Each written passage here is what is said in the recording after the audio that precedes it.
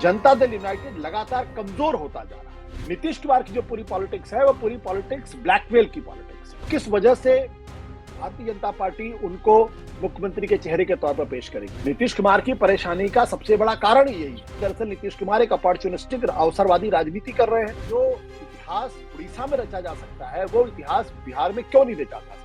PM Modi जब हंसते भी हैं तो उसमें भी राजनीति होती, कहाँ हंसना कहाँ नहीं हंसना, किसको गले लगाना है, किससे दूरी बनानी है, किसको नजर दिखानी है। जनता दल यूनाइटेड तो खत्म हो जाएगी। जनता दल यूनाइटेड तो भविष्य बचेगा नहीं। बिहार को जितनी जल्दी नीतीश कुमार से छुटकारा मिल जाए उतना ही बेहतर।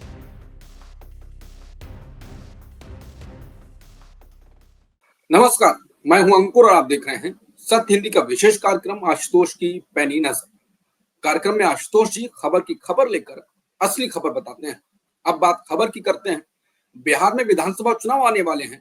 सबकी नजर नीतीश कुमार पर है, लेकिन अब बिहार में चुनाव से पहले मोदी के लाडले मुख्यमंत्री ने पैंतरे दिखाने शुरू कर दिए हैं। पैंतरा खुद नीतीश ने नहीं, उनके बेटे ने चला है। नीतीश के बेटे के बयान से तमाम एनडीए के घटक दलों के सामने जवाब देने की चुनौती आ गई है। सीएम के बेटे का ऐसा बयान आने से हर कोई अचंभित है। दरअसल निशांत कुमार ने मीडिया से कहा है कि उनके पिता को एनडीए सीएम चेहरा घोषित करे। इसके बाद सवाल उठा कि मीडिया में बात क्यों कहनी पड़ रही है। पीएम मोदी ने नीतीश को लाडला मुख्यमंत्री कहा। नीतीश के बेटे से जब ये सवाल पूछा गया तो उन्होंने साफ कह दिया कि गठबंधन में है तो कहेंगे ही। निशांत ने कोई तारीफ नहीं, कोई शुक्रिया नहीं कहा। जिस हिसाब से कहा उससे साफ दिखा कि कोई एहसान नहीं किया है लाडला मुख्यमंत्री कहने के बाद। निशांत का ताजा बयान आने के बाद नए सिरे से अटकलें तेज हो गई हैं। वहीं आरजेडी की तरफ से भी निशांत को पार्टी ज्वाइन करने का ऑफर मिल गया।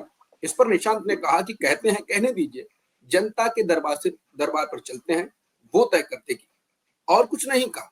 बता दें कि नीतीश कुमार जब कभी नाराज होते हैं तो वो चुप्पी साध लेते हैं। नीतीश के बदले पार्टी के दूसरे नेता बयान देने लगते हैं। बेटे निशांत कुमार के बयान को भी इसी कड़ी से जोड़कर देखा जा रहा है।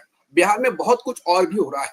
इसके बाद कई सवाल उठते हैं और अब इस खबर पर आशुतोष जी से जानेंगे कि असली खेल क्या है। आशुतोष जी, नीतीश के बेटे ने ऐसा बयान दिया, मीडिया में क्यों कहना पड़ गया है? अंदर की बातचीत थी। देखिए अंकुर, इस वक्त बिहार के अंदर अगर किसी एक पार्टी की स्थिति सबसे कमजोर है तो उसका नाम है नीतीश कुमार की party Janata Dal United. Bharatiya Janata party लगातार दिल्ली के चुनाव में जीतने के बाद उसका हौसला काफी बुलंद है और आंकड़े लगातार इस बात को साबित कर रहे हैं कि भारतीय जनता पार्टी आज की तारीख में बिहार की सबसे बड़ी पार्टी के तौर पर उभर सकती है और लगातार उभरती भी रही है। वो लगातार अपनी अपनी स्थिति को गेन करती जा रही, लगातार अपने को मजबूत करती जा रही। वहीं जनता दल यूनाइटेड लगातार कमजोर होता जा रहा है।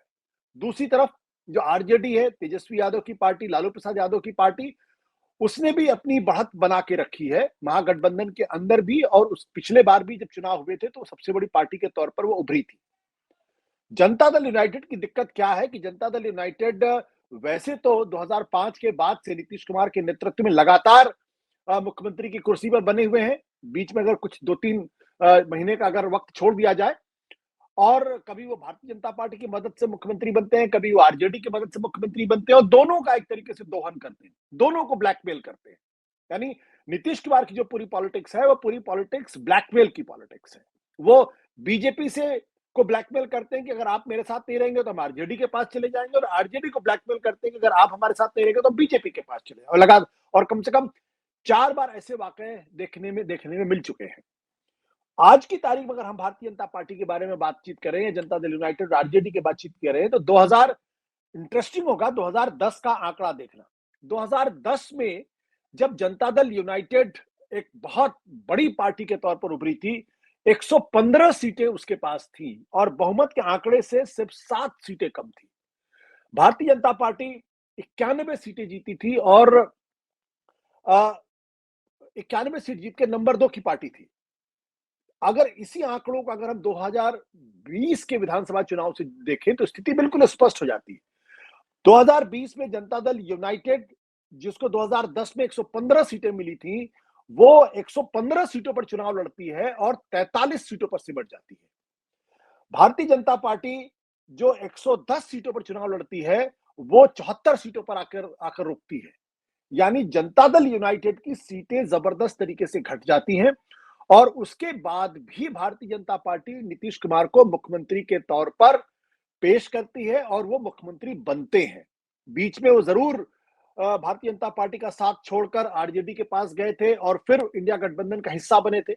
अब आज की तारीख में अगर कोई नीतीश कुमार से पूछे कि क्या आपको क्यों मुख्यमंत्री का उम्मीदवार बनाया जाना चाहिए, किस लिए बनाया जाना चाहिए, आपकी पार्टी की सीटें तो लगातार घट रही हैं, भारतीय जनता पार्टी का वोट प्रतिशत भी लगातार बढ़ रहा है और सीटें भी लगातार बढ़ रही हैं। तो जब आपकी सीटें लगातार घट रही हैं, आप एक कमजोर पार्टी के तौर पर बन रहे हैं और आपकी तबीयत भी ठीक नहीं है, तो किस वजह से भारतीय जनता पार्टी उनको मुख्यमंत्री के चेहरे के तौर पर पेश करेगी? मुझे लगता है कि इस बात का अंदाजा नीतीश कुमार को, जनता दल यूनाइटेड के नेताओं को हो गया है कि इस बार के विधानसभा के चुनाव में भारतीय जनता पार्टी वो आखिरी दांव खेलेगी जिसमें नीतीश कुमार को स्पष्ट तौर पर कहा जाएगा कि आप मुख्यमंत्री के उम्मीदवार या मुख्यमंत्री के चेहरे नहीं होंगे, आप लंबे समय तक रह चुके हैं। अब ये दावा भारतीय जनता पार्टी का होना चाहिए और भारतीय जनता पार्टी जो है वो अब सरकार को लीड करे, उसका मुख्यमंत्री बने, क्योंकि उसका वोट शेयर भी आपसे ज्यादा है और उसकी सीटों की संख्या भी आपसे लगातार ज्यादा है। बिल्कुल, ये चिंता है जिसकी वजह से नीतीश कुमार परेशान होंगे, क्योंकि नीतीश कुमार को मालूम है अगर वो मुख्यमंत्री के पद पर नहीं रहेंगे तो उनकी पार्टी टूट भी सकती है। आधे लोग बीजेपी में जाके मिल सकते हैं और आधे लोग आरजेडी के साथ जाके मिल सकते हैं।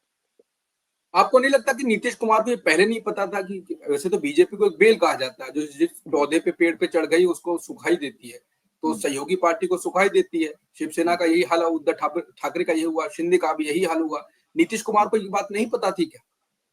नहीं, नीतीश कुमार को अच्छी तरीके से पता है, इसीलिए नीतीश कुमार परेशान दिखाई पड़ते हैं ना। नीतीश कुमार की परेशानी का सबसे बड़ा कारण यही है। देखिए, उन्होंने भारतीय जनता पार्टी को ब्लैकमेल करने के लिए वो आरजेडी के साथ जा चले गए थे और इंडिया गठबंधन का शगुफा उन्होंने छोड़ा।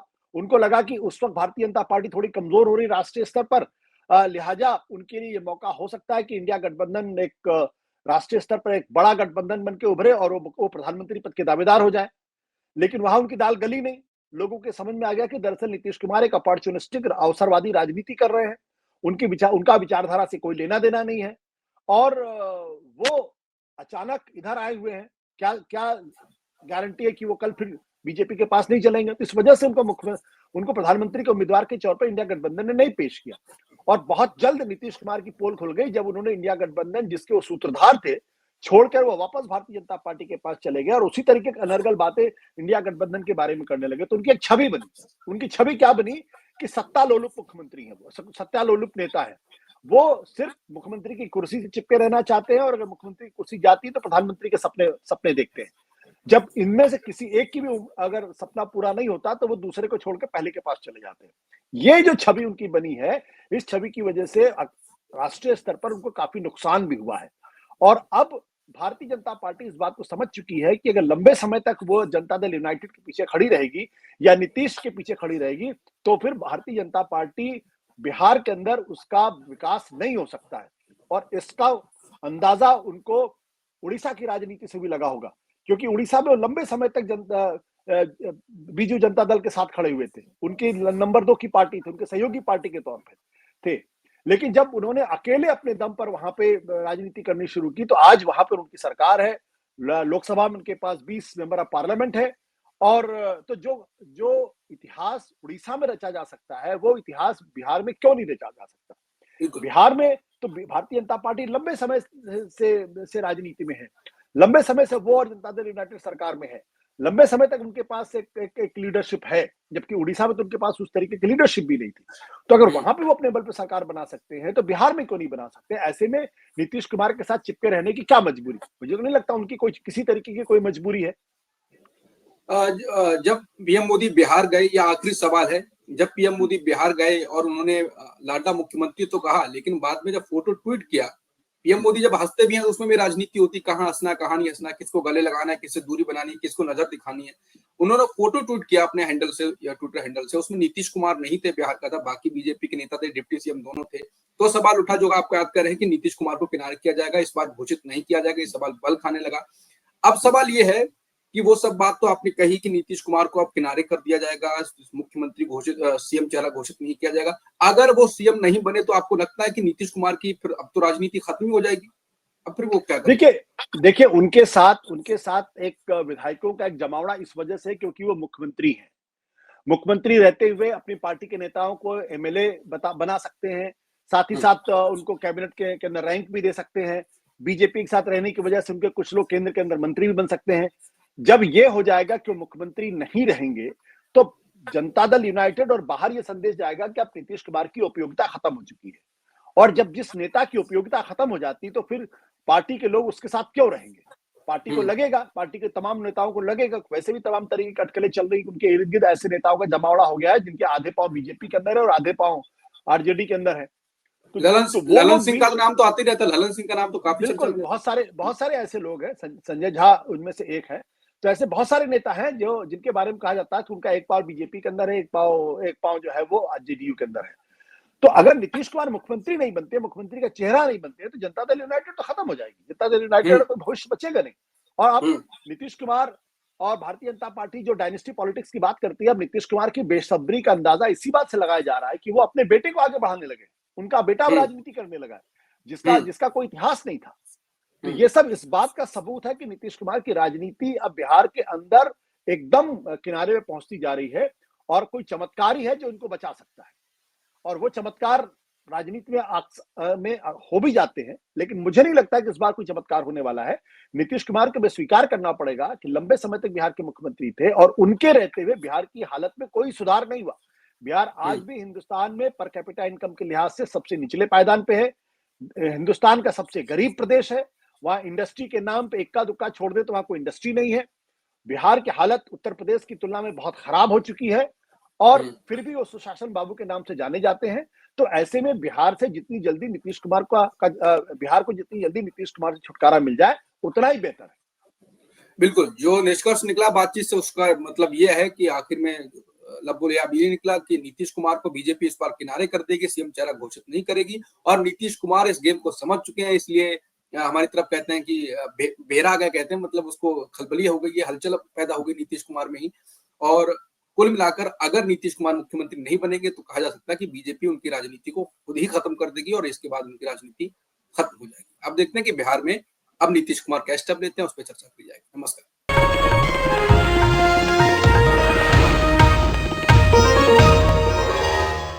Copyright disclaimer under Section 107 of the Copyright Act 1976. Allowance is made for fair use for purposes such as criticism, comment, news reporting, scholarship, and research. Fair use is a use permitted by copyright statute that might otherwise be infringing.